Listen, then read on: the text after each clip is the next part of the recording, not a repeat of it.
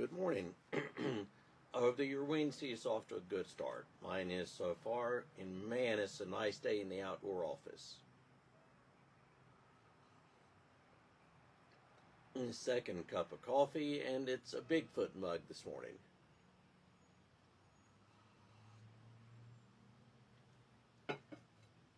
And so I'm really glad you're going to take a few minutes to spend with me on a Wednesday morning. And if you happen to watch this on YouTube, I really would encourage you to like and subscribe. I would really appreciate that. I appreciate comments, and I do try to keep track of comments, but this is not my full-time gig, as they say. So anyway, over the last several weeks, I've been talking about the Council of Nicea, the Nicene Creed, and after today, beginning next week, and for a little while after that, I'll break down the nuts and bolts of the Nicene Creed itself, what actually it says. But before we go any further with that, I want to take a few minutes today and talk about what wasn't covered at the Council of Nicea. What wasn't covered at the Council of Nicea? We've talked about who called the council, why Emperor Constantine called it, some of the major players that were there, the controversies that led up to it.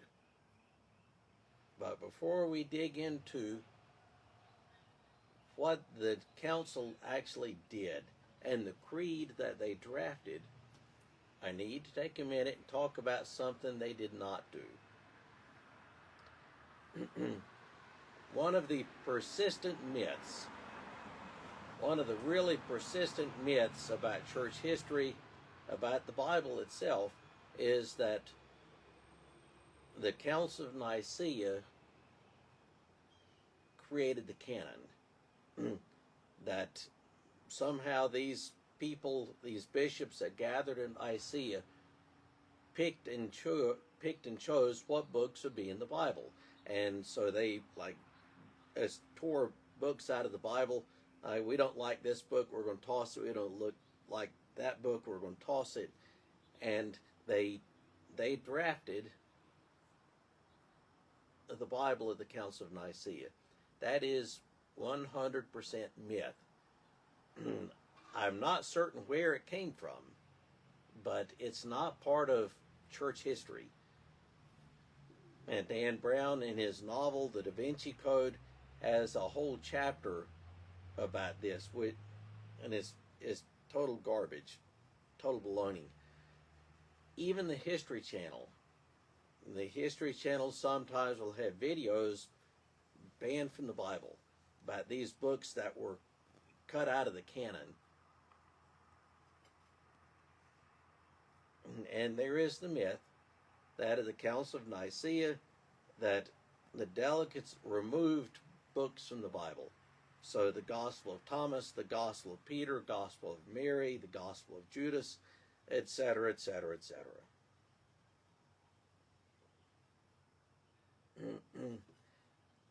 And in particular, according to Dan Brown's hypothesis from the Da Vinci Code a few years ago, all of these books were removed from the Bible because the church was interested in creating a Jesus that was more divine and less human.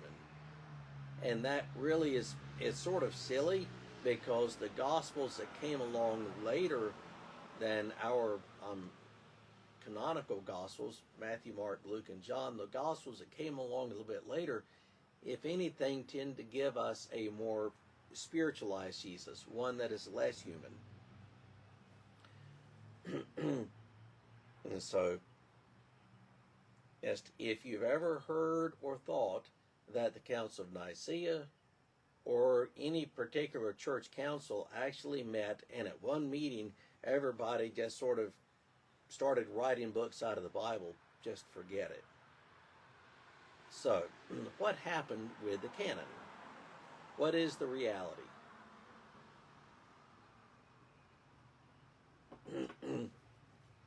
The reality is this, that the other Gospels, Gospel of Thomas, Gospel of Peter, and I mentioned several others, and there were lots of apocryphal Gospels that came along.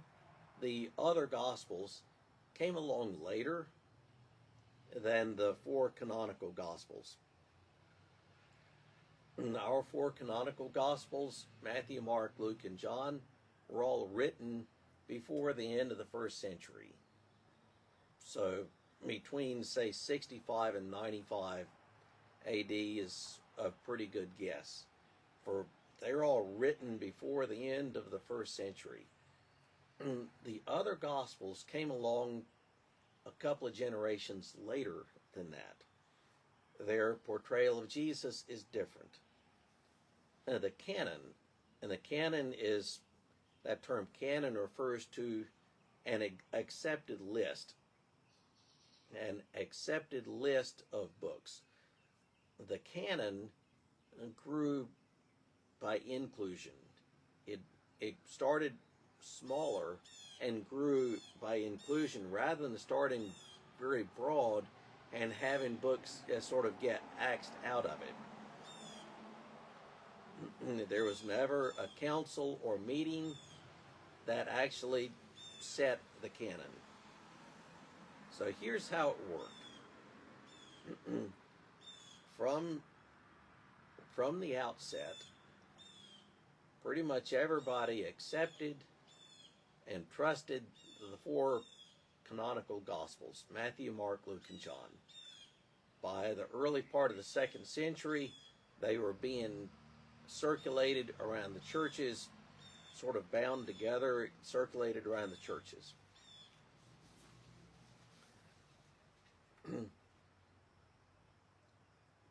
Certain letters of Paul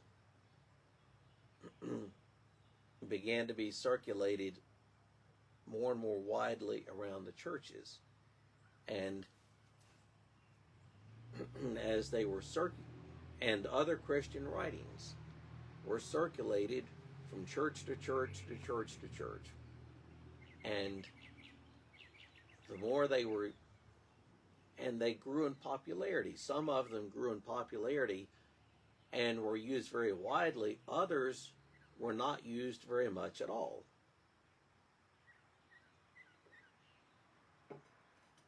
And so by the latter part of the second century AD, there's the very earliest listing of a canon is called a Muratorian canon.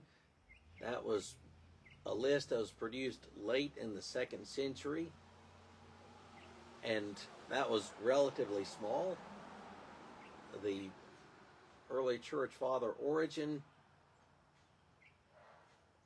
wrote a list of what he considered to be canonical books early in the 3rd century. And there were several lists of books considered canonical early in the 4th century, and by the latter part of the 4th century, the canon was essentially considered closed. Technically, the canon is considered closed with a festal letter by Athanasius in 367. So the canon begins small. We've got the 4 Gospels, some of Paul's letters. Okay, everybody, we trust these. And then as other books began to gain popularity, they sort of gained canonical status. In particular, James and Revelation took a long time in gaining acceptance as canonical. So what actually went into the canon? We have the 27 books of the New Testament, 27 books of the New Testament. There are 39 books of the Old. I'm just talking about the New Testament here, and this is the Bible I use the most. So in these 27 books of the New Testament, what actually went into that? How was, were there criteria that were used? So in general, there were criteria that were used in creating the lists of the canon that the early church used.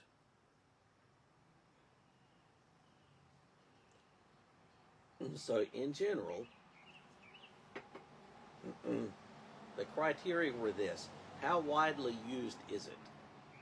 Is it a book that is used widely across all branches of the church? Do all branches of the church use it? Was it written by an apostle?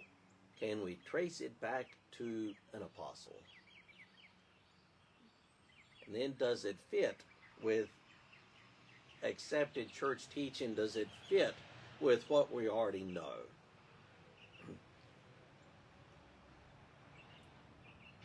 Is it widely used? Can we trace it back to an apostle? Does it fit with, does it mesh with the other books that we already recognized as being inspired by God? These are the main criteria. So in terms of when we apply it to these lists, everybody knew and trusted that Matthew, Mark, Luke, and John were inspired by the Holy Spirit, that you can trace them back to an apostle. That was widely believed in the early church, and their portrayal of Jesus, even if it may not be exactly the same, they're telling different stories, the same stories in different ways sometimes, but they all generally agreed with the picture of Jesus. Letters of Paul, the same thing. We've got these letters of Paul, and then as time went on, there's some other letters that were added in. Peter's letters, in particular, some of the Catholic epistles, they get added in later as they spread and as they are used more widely.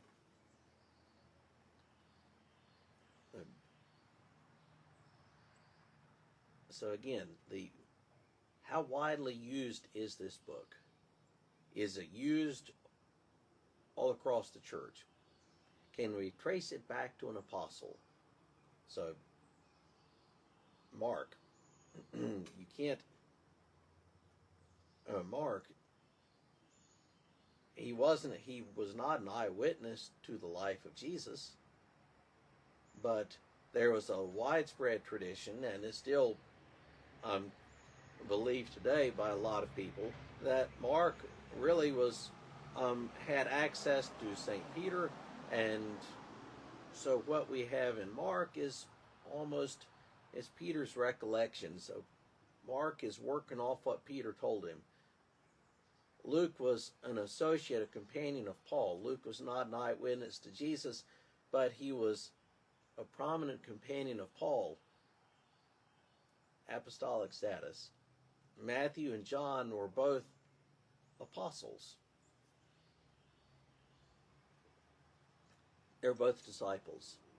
The Apostle Paul had a conversion experience, was an eyewitness to Jesus, even though it took place some years after Jesus' death and resurrection. The letters of Peter, okay, we can trace them back to the Apostle Peter. Revelation had some difficulty. It was late getting accepted into the canon, but there was a strong tradition with Revelation that you could take it back to the Apostle John. Revelation had difficulty making it into the canon because it was so very different from the rest of the New Testament books.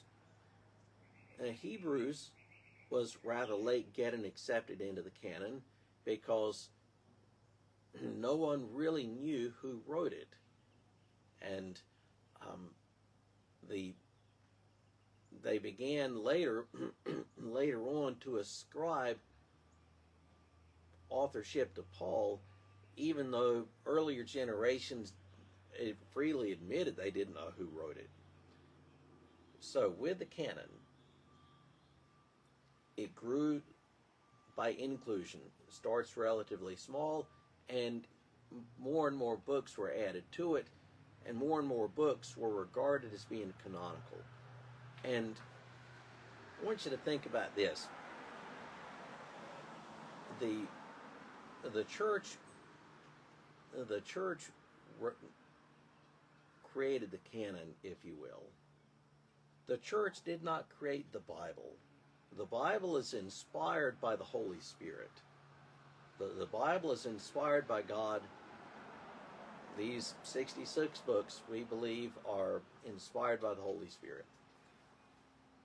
The church simply recognized that inspiration. The church didn't create the Bible.